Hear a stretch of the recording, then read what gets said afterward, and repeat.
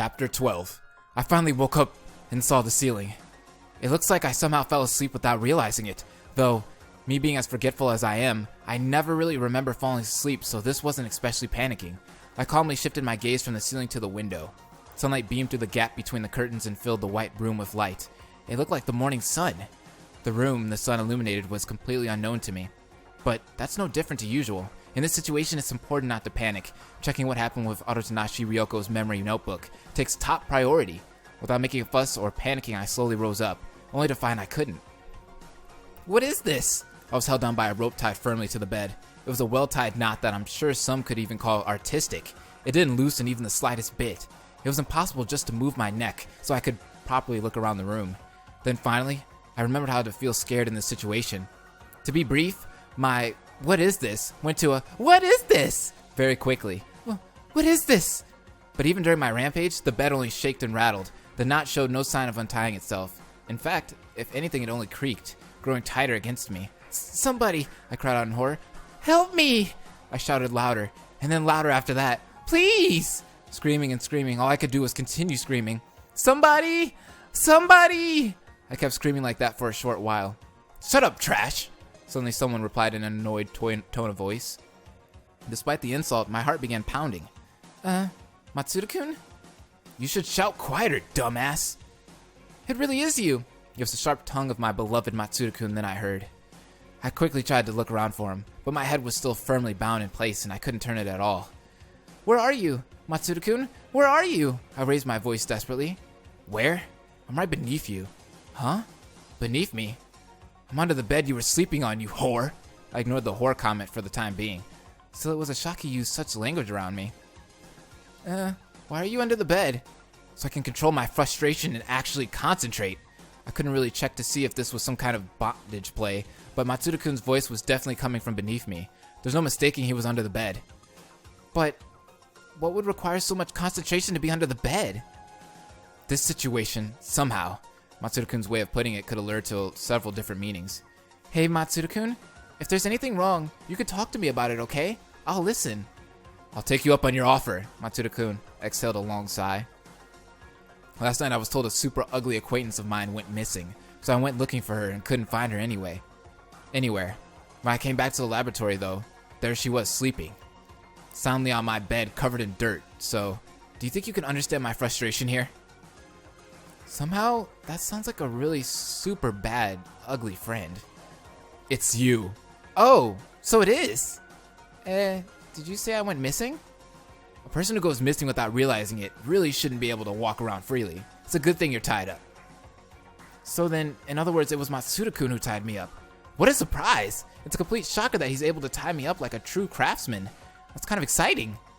Anyway, you could stay there for a while and think about your actions. Incidentally, how long do you mean by a while? I think until the next World Cup would be absolutely impossible. You don't have a choice. Anyway, I think it would be good if it were at least for a day. That's still too long. People don't tie their lovers to a bed for a full day. Who's this lover? I'd sooner turn into a squid than become the lover of a pest like you. A pest? His harsh words stabbed me and I lost my will to fight. It seemed like Matsuda-kun really is frustrated over this. After that, he went silent. On top of the bed, I lay silently. Under the bed, Matsuda-kun sat silently. The awkward atmosphere continued for a while. Seriously, you're always like this. Matsuda-kun sighed after some time. What do you mean? I just remembered. You've done this sort of thing before. Honestly, you're always getting on my nerves like this. I'm not really sure if I want to hear this or not, but I'll listen. So, what happened before? Matsuda-kun began telling his story. As he slowly and carefully said each word, I could see it all in my head. It was around the time that you were still pretty early on in primary school. I was surprised it was such an old story, but at the same time, I was happy. I've been with Matsuda-kun for a long time, and Matsuda-kun remembered such an old story. But of course, I didn't remember it, although it's not my fault, I can't. You were skilled at making sandcastles. Everyone in the park was pretty amazed when you started to build a fully fledged sandcastle. It was the Sagrada Familia. It was really surprising, since such a small little girl was trying to recreate a cathedral. You even knew advanced techniques, like adding water to the sand to make more solid. It took you a full month to build.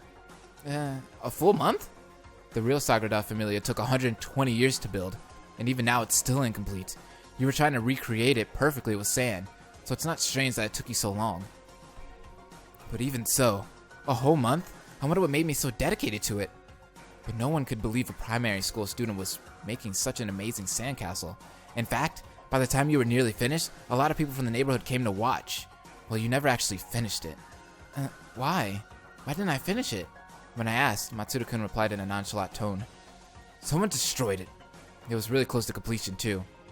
Destroyed it? That caught me off guard. Someone stepped on it and turned it into nothing more than sandy debris. Why would they? There's nothing more cruel than destroying something a little girl puts her heart and soul into. I yelled with rage burning deep inside me while I was still tied down. You were crying a lot over it. I mean, a whole month's work gone like that? Of course I would have been. I felt a ferocious amount of empathy for younger me. It's probably not a surprise, but I was pretty pissed over it and started looking for whoever did it. But no matter how hard I looked, I couldn't find the culprit. Actually, at the time the Sagrada Familia was destroyed, you're supposed to be the only one in the sandpit. But there weren't any other witnesses, so the search for the culprit came to a standstill. Even I felt just a little depressed over it. I stared vacantly at the wreckage of the Sagrada Familia as I sat on the park bench. Then suddenly you appeared out of nowhere. What was weird though is that you had this huge grin on your face. Ah, I know. I found the culprit, didn't I? No, that wasn't it. You sounded as though it would have been better if that had happened. You whispered to me, "Don't tell anybody, but it was actually me who destroyed it." Huh? That completely caught me by surprise. But why would I just destroy a sandcastle I spent the last month making? It's annoying, isn't it? It's annoying, but why would I even do such a thing? I heard everything. It was just clumsiness. If it were you, would have said some from the start. No thanks to you, I wasted my time looking for a culprit that didn't exist. That means it wasn't just clumsiness. I ruined a month's worth of work on purpose. That's so idiotic. I can't empathize at all now. In the end, I was easily fooled by you. Do you get it now? You could be really infuriating at times. Yup. Even while tied down, I'm completely a lost cause. For once, I agree with you. And thus I was convinced it was a good idea to have me tied down. Though I was still a little reluctant. No, it was a deep reluctance that was too great to express with words. Ugh. What is it? Do you have a stomachache? No, I'm just frustrated. Even after hearing about these memories straight from Matsuda-kun's mouth, I'm just frustrated I'll forget them again because I can't write them in my notebook. Put your notebook next to the pillow. Really? My heart leapt at such an unexpected act of love. Which side, left or right? Which side is it? Calm down and look for yourself, you idiot. It's on your right side. On the right to me is my right. I desperately tried to look to the right of me, straining my muscles to see. Of course, I soon discovered my notebook. Ah, there! I stretched out my neck like a turtle and grabbed a corner with pouted lips. While overusing the muscles of my neck, I managed to somehow open my notebook. It was a good thing I got it open, but I couldn't really write in it. While trying to figure out the solutions to such a basic problem, my eyes skimmed over a phrase. And Junko Enoshima killed. My handwriting was so messy the letters looked like hieroglyphics. I couldn't understand what they said next. What's this? Junko Enoshima killed. Is this from a TV program? As I said that, I heard a loud bang and felt something hit the bed. Oi, what did you say? Matsuda-kun's voice was suddenly very rigid. Confused, I strained to look at my notebook again. Another sentence jumped out at me. I discovered a dead body in the central plaza. Dead body? After spending around 3 seconds trying to comprehend what those words meant, I screamed, "Dead body!" As I tried to get up, the rope dug into my skin. Ow, ow, ow, ow, ow, ow, ow, ow! I screamed in pain, but Matsuda-kun asked in the same stiff voice, "Did you say Junko Enoshima?" But I don't know anyone by that name. That doesn't matter. There's a dead body. I found a dead body. What do I do now? I found a dead body. What should I do? It's more important that you answer me. Do you know who Junko Enoshima is? More important? I felt a sense of discomfort in those words. Isn't it weird how can that be more important than discovering a dead body? It's just too unnatural. Hey, Matsuda-kun? I tried to stop thinking and just ask him. You seem to really care about this Junko Enoshima person. Have you ever met before or something? I queried and I heard short, quick breaths coming from beneath the bed. Hey, Matsuru-kun? There wasn't a dead body. Ugh. If there was a dead body, you'd hear lots of panics around Hope's Peak. There's nothing like that right now. That's not it. I mean, that woman, what was her name again? I quickly searched through my notebook again. It began to slip from my chest and I couldn't reach it, even while trying my hardest with my neck and tongue stretched out. That's enough. You misunderstood me. That person has nothing to do with either of us. Forget it. There's an air of irritation that floated in those words. But if you tell me to forget it like that, I'll definitely start worrying about it. Since it's written in my notebook, that means it definitely happened. Not necessarily. Finding a dead body and meeting a woman you don't know sounds more like something that came out of your imagination. They might just be things that you're misreading as real memories. Everything I write in my notebook is real? If I wrote fictional stories in my notebook, then they would get mixed up with my real memories? You don't know if it is or isn't. You might really have mixed a fictional story in with your memories, as he bluntly stated it. My heart clouded over with mist. Why would I do that? You always say things like, it has nothing to do with me, but if that were the case, wouldn't you feel depressed and lonely? That sort of thing would definitely start to affect you. Huh? My breathing became deeper. That must be it. You were lonely, so you wrote an imaginary story. I'm not lonely or anything, I suddenly blurted out. So you remember? Matsuru-kun's muffled voice shouted back from under the bed. That's not what I'm saying, I cried back to him. Matsuru-kun's words were right off target. He doesn't understand me at all. All I could do was shout at him. I've said it over and over again now, and I'll just keep on saying it. I'm fine as long as you're with me. As long as you're here, I'll never be lonely. I'll say it again, and again if I have to. I breathed unevenly as I shouted at him. I kept crying out to him until my ears were ringing. It might have been unfair to constantly use my forgetfulness to my advantage, but I didn't want to forget Matsuru-kun. That's why, no matter what, I can't forgive him. I know I'm forgetful, so why don't you? As I said that, my voice reverberated around the room and went silent. Awkwardly silent. Anyway, it's a fake memory, Matsuru-kun mumbled, breaking the silence. I didn't really know if he was trying to force an end to the subject or not, but I wasn't convinced he was right.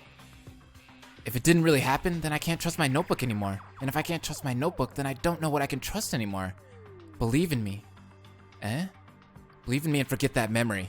My heart always thumped hard when I was around him, but perhaps now it wouldn't anymore. Now, just for this moment, it wasn't beating any harder than it usually would. The ringing in my ears drowned out my heart's pounding. There were just two things I could rely on now. And now they were clashing against each other violently. I was shaking so much I felt like a boat in the middle of a terrible storm. Ryoko Aronashi memory notebook contained my only memories. Matsuru-kun was my only connection to the world. I suddenly was forced to choose between them. Should I trust in myself or trust in Matsuru-kun? I gave my answer. You've always been there for me, Matsuru-kun, so you could be my memory. Under the bed, Matsuru-kun remained silent. I waited patiently. I waited for his answer. I can't right now. That was the exact opposite of what I was expecting his reply to be. I was stunned. I could barely piece together a reply. You can't now. So when can you? I don't know. You don't know? In any case, for now, it's impossible. But I can't be with you constantly. There's some things I need to do. Some things he had to do. So then he's still... That's right. After all, you need to be concentrating on your research. That's why even if I choose Matsuru-kun to rely on, Matsuru-kun can't choose me. I muttered in a disappointed tone. That's not it. Matsuru-kun was stopped talking. He was about to say something else.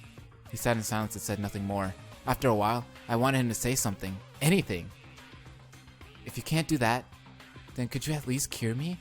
My face burned hot and the ceiling blurred. Tears fell down my face. My nose was probably running too. My feelings flowed out of me and I couldn't stop them. If you can't cure me, then let me forget about you. My voice wavered as I cried out. It's hard just being able to remember you anymore, but maybe it'd be better if I forgot everything. As I struggled, the rope creaked and cut further into my skin, but I didn't care about the pain and continued crying out. It's fine already. Just let me forget. Let me forget about you. I heard a rustling sound from under the bed. Immediately after, Matsuru-kun was standing next to me. He looked down at me as I was still sobbing heavily. He didn't say anything. He reached down into his pocket and took out some crumpled tissues. Still not saying anything, he gently wiped my face. I stared at him. His face was unhealthily pale, and he had long, narrow eyes. His black hair curved towards his eyes. He had girlish eyelashes, the same pointed chin, small thin lips, white, long fingers. This is Matsuru-kun's face, but this man's face, somehow it looked lonely. His expression remained the same as he gently wiped my face. This atmosphere has become a little scary, I said to myself silently as I felt a strong sense of regret. Matsuru-kun? I mouthed silently, and his hand stopped. He withdrew quietly and walked to his desk. I could no longer see him. Matsuru-kun, I finally managed to say something. I have an appointment now, Matsuru-kun replied, still not in sight. I need to look into a student for a little while. I can't miss it. You're going? I'll come back soon. We'll continue our discussion then. Just after he said that, I could hear brisk footsteps, and finally, I heard the lonely sound of the door shutting. He's gone. Chapter 12. I let out a sigh and my body seemed to deflate from the sudden lack of air. As my chest tightened, I was reminded of something. Before leaving, he could have gotten rid of the rope at least, I said, feeling tired as I struggled around under the ropes silently. But the burning and pain I felt wasn't caused by the rope. The reason why was obvious. I closed my eyes and tried to fall asleep so I could escape this suffering.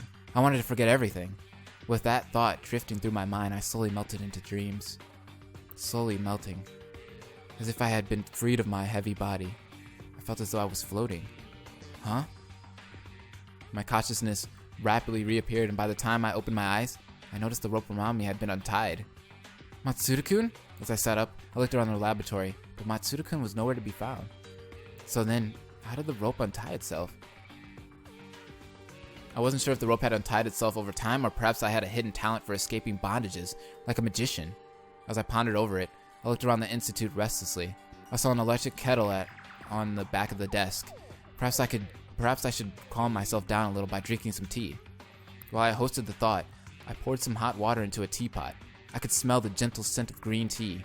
I poured a proper portion into a cup and took a slow sip. The hot, dark liquid flowed down from the back of my throat to my stomach. I finally calmed down. Looks like you finally calmed down. Eh? Before I knew it, a strange boy was standing right in front of me. Ah! Surprised, I dropped my teacup suddenly and I hit my foot. Ow! I writhed in agony. Ah, you're pretty clumsy, big sis. Who are you? As I was still in pain, the boy laughed innocently at my question. Forgotten already? Even after I introduced myself last night? Introduced himself last night?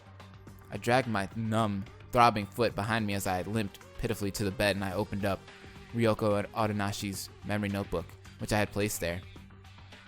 Ah, I got it! I remembered. Last evening you were the one I asked to leave a message to Matsuru-kun in the dormitory.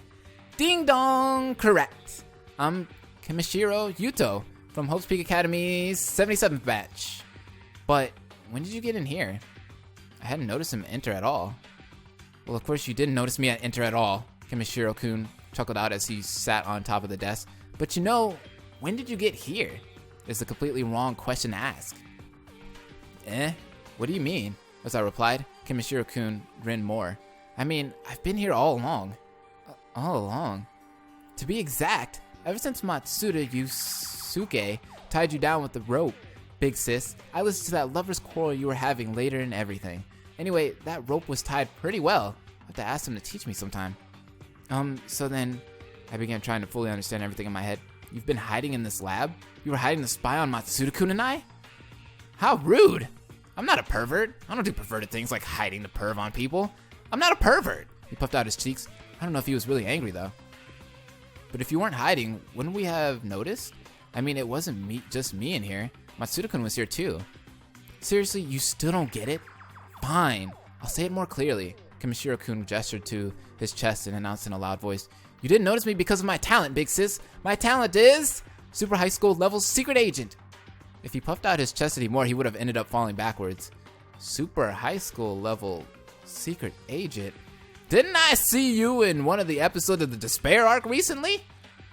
Yeah, like 007 or Mission Impossible. Everyone's seen those movies at least once, haven't they? I'll watch them with you if you want. The point is, they're about spies. Spies? Even though I couldn't remember seeing any of those movies, he didn't really give the impression of a spy. People have been telling for a long time that I have no real sense of presence, like a table or a chair in a room. As he said that, Kimishiro-kun grabbed a melon bread from out of a pocket. Though it was a mystery how on earth his pocket had enough space for that, and nibbled at it before continuing. When I was a kid, I used to hate my lack of presence, but then I noticed something. Why not make my downfall my own talent? I mean, if I have no presence, that doesn't mean that I won't be noticed by anyone. I'd be an amazing spy or ninja. There weren't any drawbacks. I was gifted this talent from the very heavens. I could use this ability of mine to save the world and become a super spy. As he finished, he stuffed the rest of the melon bread into his mouth. In short, you weren't really hiding from us, simply put. We just didn't really notice you, right? He chewed and gulped it all down. That's it. He smiled widely. The reason I came here was to fulfill the promise I made to you. But when I got here, you were already here with Matsuda Yosuke, so I thought to myself that maybe I wouldn't be required to deliver the message anymore. But I realized it'd be a waste to just leave after all the effort I put into getting it here. So I decided I'd stay and watch. You used your ability so you could watch? I frowned. Why? Of course, in case some trouble came your way. Kimishiro turned to me and gave me a look not blending with his young appearance. He glared at me with burning passion. Now you've seen my talent. You understand, right? I can collect information and solve any case. No matter what the trouble might be, I'm the type of guy who really likes to aim for big things. Like an immortal terrorist who has stolen some nuclear warheads and planted them somewhere. That kind of trouble. It's exciting just to imagine that sort of thing. As he said that, Kimishiro-kun's body began to shiver with excitement. Madness oozed out of his innocent appearance. You are weird, aren't you? Of course! If I weren't, I wouldn't have come to the school. He seems to be honest, at least. This is Hope's Peak Academy, and I should be the same. So, what do you do? Don't you think the more, the merrier? After all, I'm a specialist for specialists. I'm a pro at gathering information. As he said that, Kimishiro-kun took another sweet bread from his blazer pocket. I guess they must really work as good storage space, and suddenly stopped moving. What the heck? Peanut butter bread? Yuck! Kimishiro-kun drooped his shoulders disappointingly. Peanut butter bread doesn't taste nice. It looks delicious, but it doesn't taste nice. What are you saying, big sis? Peanut butter bread is the spawn of hell itself. It's like eating miso and rice together. Rather than understand him any better, it became a painful process to coherently process what he meant. Yes, I see. I couldn't be bothered arguing about it, so I just agreed. I'm glad we understand each other. Let me give you this. He passed me the sticky peanut butter bread and thrust his hand into his pocket, getting out another sweet bread. Wow. A Madeira cake made with Yamazaki whiskey. This time he hit the jackpot. He had a huge smile on his face as he was munching it. What did you say? Kimishiro-kun quickly swallowed down his meal. So what do you do? He asked me flatly with scarily serious eyes. I mean, unless you think there's no way I'd help you. You see, I'm not the type who would just ignore a damsel in distress now, am I? When you're drowning, you don't just want some people to gather around singing about peace of life and harmony. If you're in some kind of trouble, then you just leave it up to me, big sis, because I'm a person who lives for the sake of solving cases. I mean, our situation is similar to how a penis fits in a vagina. Oh my god, this kid! People in trouble meet people who solve trouble. If we assume that, then we won't even have to wait for a solution, right? Seeing as how I've already ejaculated the reason. Oh! That's so good, that's so good. I'm gonna use that one day. Wait a second. I hurriedly cut him off. Did you just go out of character? That was kind of weird. Not really, Kimishiro-kun said and laughed. Perhaps it was your imagination. His odd phrases bugged me a little, but I suppose it really was my imagination. I wasn't listening properly. Yes, that must have been it. So what do? You can't just solve your problem by floundering around confused now, can you? Go ahead and take the plunge. You can rely on me, can't you? Trouble? In order to help understand my situation, I reviewed my notebook. I'd completely forgotten just what kind of trouble I was in by this point. As I read the notebook back to myself, my painful throbbing intensified and I quickly closed the notebook. What will I do? What will I do? What will I do? What will I do? What will I do? If it was more irrational than just irrational, what I had found myself caught in was more abnormal than just being in a normal situation. No matter how much I looked through Ryoko Aonashi's memory notebook, there was no way I'd find something to rival this abnormal situation.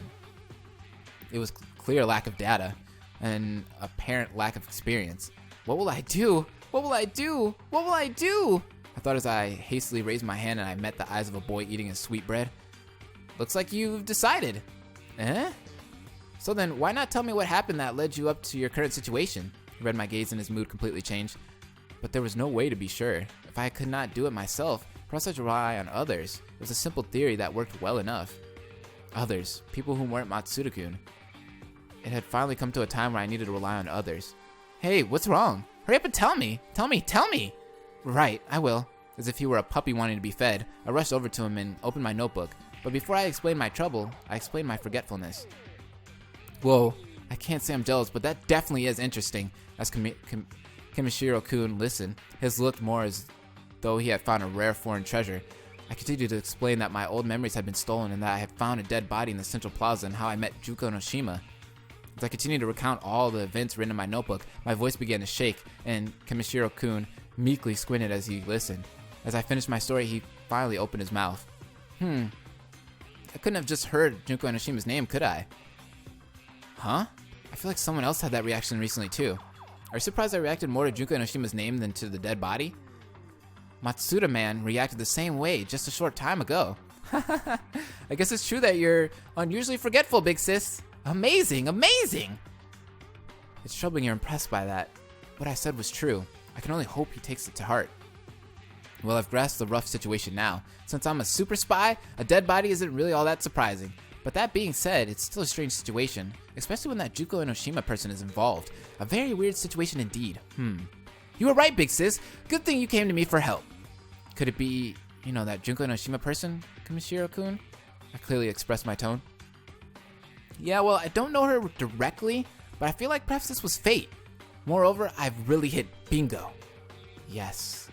But so far everything has played out so perfectly, like a Hollywood movie. However, I believe I'll have to take over as a protagonist in the story. From this point on, in order to solve your problem, it's turned into a thrilling spy story.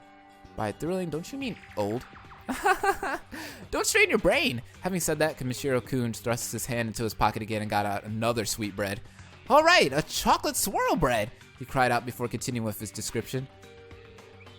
I've also started to look into a somewhat unrelated case. I know Junko Enoshima's name before she popped up in the unrelated case investigation. However, she wasn't a key person, so I figured she didn't matter. But if she's also related to your problem, then that makes it a different story. This is too much of a coincidence to be involved in both of these cases I'm investigating. Kimishiro-kun's eyes glistened. They ignited as he spoke more about this troublesome issue. By the way, are you curious about this unrelated case? You are, aren't you? Yeah, I am. As Kimishiro-kun pressed more, I simply gave in and replied supportively. Whatever shall I do? I'm not really supposed to talk about this to unrelated people. He spoke with an all-important attitude. Well, whatever. But after all that, he just decided to go ahead with it anyway. What a troublesome guy. Well, you see, firstly, it may be a little too subtle to call it an unrelated case. Eh? What do you mean? Maybe a connection between them is what I mean. A connection? Does that mean these two incidents are actually one? To be truthful, I think it might be better if I explain this unrelated case to someone else, since it's pretty dangerous. It's possible something might happen. After finally finishing his over-the-top introduction, he began to pace around the room. He acted like a detective explaining a great mystery. I mentioned another case. It's more widely known as the worst, largest incident in Hope's Peak Academy's history. As soon as he said that, my heart began pounding as if it were exploding repeatedly. Huh? What is this? The worst, largest incident in Hope's Peak Academy's history. The name itself was ridiculously absurd, and yet I had reacted somehow to his words. I felt an enormous weight on my shoulders as I flicked through my notebook. My thought process had come to a complete halt. What's the matter, big sis? I came to the realization Kimishiro-kun was looking at my face. You somehow look a little pained. Do you see some Kahlua or whiskey? No, I'm fine. It's nothing. Took in some deep breaths and calmed my nerves. So, are you curious about the worst, largest incident in Hope's Peak Academy's history? Well, are you? Are you curious about it? Yeah, I am. After more prompting from Kimishiro-kun, I reluctantly answered yet again. Yes, well, you see, Kimishiro-kun began as he closed his eyes and held his hands up to an impressive pose. I'm not really sure of the details myself. You don't know that? I had a nasty habit of interrupting the story, as I was about to complain before he continued. I mean, it's just a rumor so far. A rumor? So far, I've only heard rumors about it. If it really did happen, it's still under investigation right now. It's kind of more like one of the 7 wonders of the school. The name, the worst, largest incident in Hope's Peak Academy's history, was something someone just gave it. I see. For a moment, I thought it was something serious. I sighed a breath of relief and lowered my shoulders. Wait, isn't it still too early to relax over it? Kimishiro-kun said as he narrowed his gaze at me. Just because it's a rumor doesn't mean there isn't some truth behind it. If it is true, then that's even more outrageous. It makes this rumor even more risky. That's why I think it's better not to just loosen up over it. The throbbing in my chest began to pound again. This rumor is pretty big and nobody knows who started it. Perhaps they themselves were trying to stop the rumor from being spread. In short, it's very dangerous. It's a very dangerous rumor. That's why it might be better if I told you too. As he said that, I suddenly preferred not hearing about it. That was my honest opinion. But even so, I couldn't stop him. But if you say you still want to know, then there's nothing I can do. I must tell you. He already assumed my assurance. So then, The worst, largest incident in Hope's Peak Academy's history is, as he said that, Kamishiro-kun coughed in a very theatrical manner, 15 Hope Peak Academy students going missing suddenly, and then the discovery of 13 dead. That is the worst, largest incident in Hope's Peak Academy's history. I was taken aback. It was too strange, too bizarre. It didn't contain a hint of realism. It's just a rumor, isn't it? I asked Kamishiro-kun, trying to confirm. He shook his head slightly. If it were just a rumor, then why would I bother investigating it? But actually, apparently it's true. Some students at our Hope Peak Academy have gone missing. Kamishiro-kun replied in a hushed voice, as if he were in a secret meeting. The rumor started about a month ago. At the same time, 14 of our students here were invited to study overseas. Suspicious, right? So by chance, the same amount of people went missing. Ah, but the rumor said 15 people, didn't it? So then the amount of people don't match up. It's different after all. It's fine. Don't worry about the details, he said while waving his hand. Right now, it's only a rumor. It could be dismissed as a rumor, but if it were real, then it's very scary. Was that its purpose? Well, it doesn't matter. Let's get back to the issue at hand. Issue? Oh boy, you forgot again. You shouldn't worry. These incidents with Junko and Oshima seem to be related, don't they? I read through my notebook quickly. Ah, that's right. I remember now. To begin with, several students at Hope's Peak Academy have been found dead. But that has nothing to do with me. I've been stalked by a crazy woman called Junko and Oshima. That's my problem. Hey, are you worried? Are you worried about Junko and Oshima's relation to the worst, largest incident in Hope's Peak Academy's history? Or perhaps that there is some sort of hidden motive behind Junko and Oshima stalking you, big sis? Does that make you worried? Yeah? So tell me, as Kamishiro-kun approached me as I steadily walked towards him. Well, you see, Kamishiro-kun had a huge cheesy grin on his face. I don't know. Huh? I was attacked by a sudden wave of dizziness and I could feel myself losing my balance. You don't know? What the heck? As if he didn't notice my obvious trembling and shaking, Kamishiro-kun began pacing around the room again. But a month before the rumor spread, that girl was apparently interrogated by the Hope's Peak Academy's executive office. Suspicious, isn't it? Very suspicious. I straightened up my posture and raised my voice as I leaned forward. Since she was interrogated and everything, doesn't that make a criminal? It's a bit too early to say that. The rumors aren't confirmed yet. It's probably true. I repeated the hypothesis in my head, convincing myself that it wasn't just a rumor.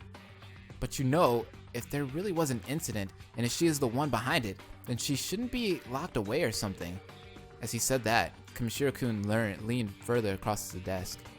The person who spread the rumor behind the worst, largest incident in Hope's Peak Academy's history was probably Junko and Oshima as well. Eh? In that case, she might be the culprit, a culprit spreading rumors about their own crime. That's really dangerous. But is that really it? Junko and Oshima was the one spreading the rumor? A few weeks ago, a cryptic email was sent to the reserve students, and it seems like that's how the rumor began. So the person who sent that was Junko and Oshima? Kamishiro-kun swallowed down his sweetbread and nodded. I have an underclassman who is good with computers. They're a programmer. Every so often I get them to spy on the school servers. They happened to find that email by chance. The sender was unknown, of course, but with a super spy like me on the case, I immediately knew who sent it. Although, just to be on the safe side, I didn't inform my junior of what the email contained or about the sender's identity. I don't want them to get caught up in this dangerous mission, since I'm a very caring and giving human being. I was about to ask why I was being involved in such a thing, but held my tongue before uttering anything. But why do you think Junko and Oshima would be doing such a thing, bothering to spread rumors about the incident in question? I don't know, I replied in a refreshing but firm tone. Well then, why don't we ask her ourselves? I had a flash of inspiration, straight from the horse's mouth, so to speak. If I could have, I would have done that a long time ago. Kamishiro-kun quickly shook his head. I don't know what to do. I haven't even been able to find this Junko and Oshima. She doesn't come to class at all. The teachers don't seem to mind, and her classmates don't know the details why. She really is a carefree student, seeing as how I haven't seen her at all. It's possible she just dropped out of school. But I met Junko and Oshima inside the school too. It's written in my notebook. It seems like Junko and Oshima wants you to be involved in this. That's why she appeared before you, stole your notebook and confessed to murdering someone. Big sis, but I have no idea what she is. I can't do anything but cheer you up with my laughter. He said as he placed his hands at the back of his head and laughed happily. Wait a moment. This isn't really the time to be laughing, I told him off. It's fine, it's fine. We've got all the time in the world, Kamishiro-kun yawned. It's still early days yet, so of course we don't know the full story. Once I start investigating, we'll find out a lot of new things. Right now, we're still just guessing and putting out theories. We don't know how much of it is true or not. What I'm saying is just to leave it to me from here on out. The conversation came to an end. We didn't have anything more to discuss, and Kimishiro-kun took another sweet bun out of his pocket. Ah, a legendary 3-flavored sweetbread. He happily puffed out his cheeks. Oh, right. I forgot an important detail. Kimishiro-kun licked his sugar-covered fingers and turned to me. We haven't talked about payment yet, have we? Payment? Don't worry, I don't really want or need any money. I mean, I'm not really asking for anything amazing or anything. Nothing important, so sweetbread perhaps. Sweetbreads fall under the important things category, Kimishiro-kun hummed out as he shook his head vigorously. So then, I said as I tilted my head trying to think. Kimishiro-kun laughed at me. Something like, I don't know, maybe a small flavor for me? What? Wait, did you mean like a favor, or what are you talking about? He had this big grin on a refreshing expression. Ah, I see. You didn't mean anything sexual, did you? Sorry, I didn't really understand what you meant. Anyway, you said nothing too amazing, didn't you? No, that's too embarrassing. I scratched my head and Kimishiro-kun replied with a shocked face. It's good to know you have such pride in your body image, big sis. Somehow you just gave the word shocked a new meaning. I rested my head on one hand. As I rested my head, I looked at Kimishiro-kun and asked him once more, so by favor, what do you mean? Well, you may not have noticed, but I have an unusually high sexual drive. Oh God, what is going on with this kid? In movies, after a spy solves the case, he embraces a woman, and Big Sis has that kind of face that just drives a man wild, Kimishiro-kun said as he puffed out his chest. That's not something you should puff your chest out about. Would you prefer a tent? Anyway, why don't you puff out your chest, Big Sis? See, I'm doing it. Puff out that voluptuous, sweet, juicy, well-rounded chest of yours. I could see his ulterior motive clearly as he smiled evilly.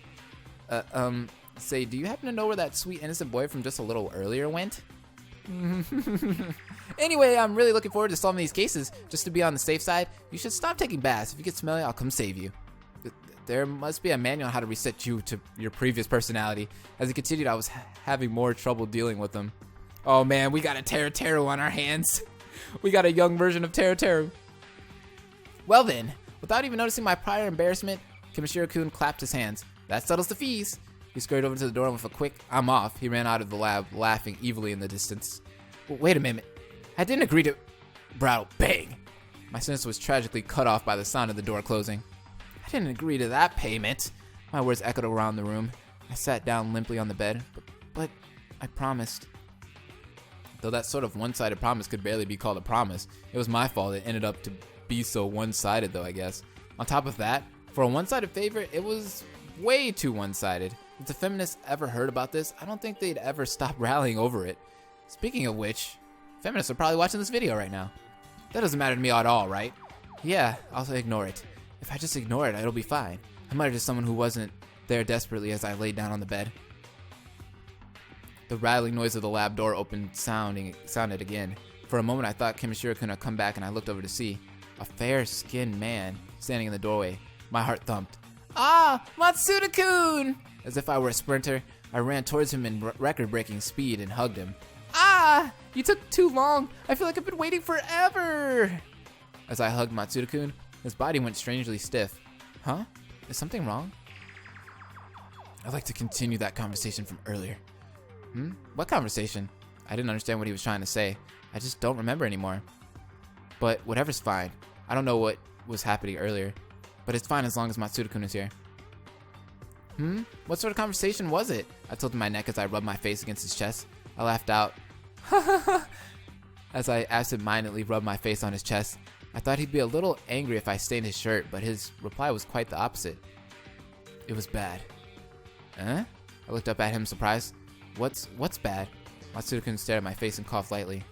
No, it's fine, you don't remember anything. Anyway, it was bad, he replied, looking away. I don't really understand what he meant, but my heart had stopped thumping and was tightening instead now.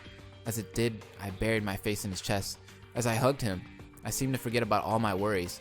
I feel like I was about to collapse into a pile of rubble, and he refreshed my feelings. Everything outside of this small room in this universe of ours was absolutely insignificant. I suddenly became worried I needed to apologize. It didn't seem to matter after I had started feeling so much better. Now's the only time that matters. This is the only thing that matters. Now's the only thing I understand. Now's the only thing I know. Now's the only thing I remember. That's why I just want to bury myself in the happiness of the moment. Anyway, how did you get out of the rope? Matsuda-kun's voice brought me out of my thoughts. What rope? You don't remember how you got out of the rope?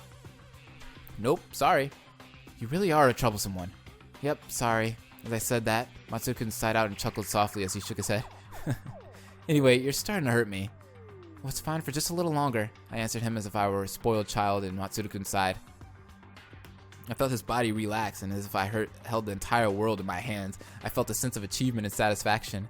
This is my world, and it's the only world I have. I felt happy as I closed my eyes. Thump, thump, thump. I heard his heart beat in his chest. In my hands, I held all I ever wanted, and the sound acted as one final blessing. Parade? Matsuda-kun suddenly spoke up. What was that? I asked as my eyes remained closed. Somehow, the parade outside has become louder again. I tried to listen for what he meant, but thump, thump. I could only hear the soft beating of his heart. Right now, it's only Matsuda-kun and me. Those things don't matter. So I didn't finish what I was saying for a while longer. I buried my face in my beloved Matsuda-kun's chest. I reluctantly let go of my beloved Matsuda-kun. I went back to my room without my beloved Matsuda-kun. I took off my shoes as I thought of my beloved Matsuda-kun. I lay in my bed as I muttered about my beloved Matsuda-kun, and finally I melted away into dreams about my beloved Matsuda-kun. Nothing else mattered. Nothing else was important to me. Chapter 13. Hope will never die!